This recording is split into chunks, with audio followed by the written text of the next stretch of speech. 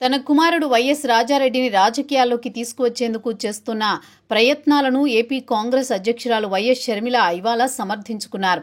ఈ విషయంలో వైసీపీ తనపై రాజారెడ్డిపై చేస్తున్న ఆరోపణలను ఆమె తిప్పికొట్టారు. వైఎస్ రాజారెడ్డి ముమ్మాటికి వైఎస్ రాజకీయ వారసుడే అన్నారు.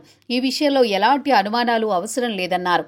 ఈ సందర్భంగా వైసీపీ తీరుపై షర్మిల తీవ్ర విమర్శలు చేశారు.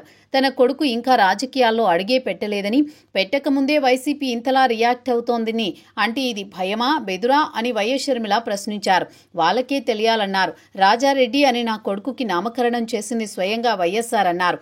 వైసీపీ సైతాన్ సైన్యం ఎంత అరిచి గోలపెట్టినా తన కొడుకు వైఎస్ రాజారెడ్డినే అన్నారు. ఎన్ని కుక్కలు మొరిగినా దీన్ని మార్చలేమన్నారు. తన కొడుకు రాజశేఖర్ రెడ్డి వారసుడన్నారు. చంద్రబాబు చెప్తే తన కొడుకు వస్తున్నాడు అని తప్పుడు ప్రచారం చేస్తున్నారని షర్మిల ఆక్షేపించారు. కష్టపడి ఒక వీడియో మార్ఫింగ్ చేశారని, తనకు దాన్ని చూసి నవ్వొచ్చిందని, ఇంత కష్టం ఎందుకు అని అన్నారు. తన కొడుకుని చంద్రబాబు చెప్తే తీసుకొస్తే మరి ఎవరు చెప్తే ఉపరాష్ట్రపతి ఎన్నికల్లో ఆర్ఎస్ఎస్ వాదికి మద్దతు ఇచ్చారని జగన్ను ఆమె ప్రశ్నించారు.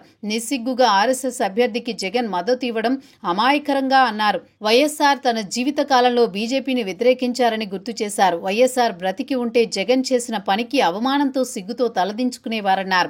సుదర్శన్ రెడ్డికి ఎందుకు మద్దతు ఇవ్వలేదో జగన్ సమాధానం చెప్పాలన్నారు.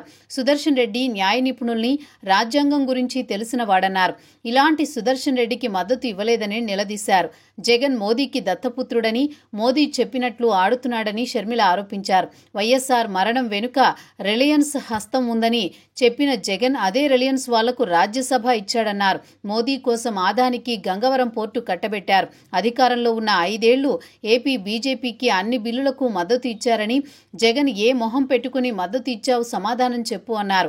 టీడీపీ జనసేన బహిరంగ పొత్తుని జగన్ది తెర వెనుక పొత్తు అని షర్మిల తెలిపారు. బీజేపీ తొత్తుగా తోక పార్టీగా వైసీపీ పనిచేస్తోంది. వైఎస్ఆర్ కొడుకుగా ఏమైనా తండ్రి ఐడియాలజీ మిగిలినా ఉందా అని ప్రశ్నించారు. వైసీపీకి అజెండా లేదు, జెండా లేదు, ఐడియాలజీ లేదన్నారు.